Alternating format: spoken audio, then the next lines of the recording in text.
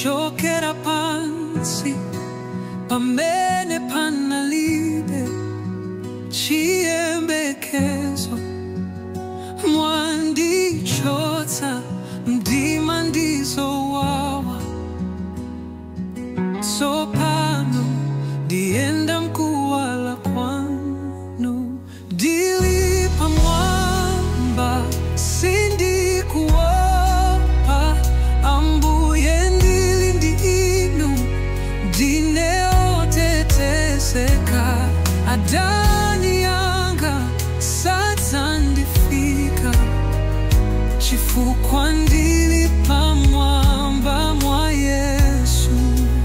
Panthawi ya kusweka inu munandinyamula, pamene ena nandisiya inu munandikonda.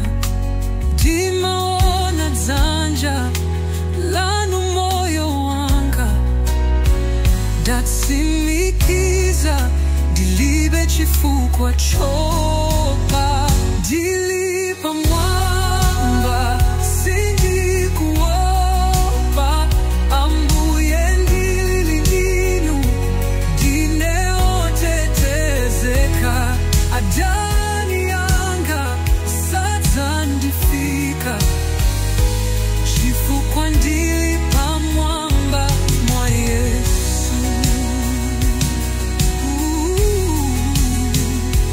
Ndine mwana wa mfumu,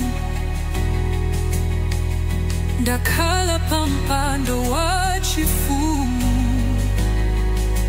Ndili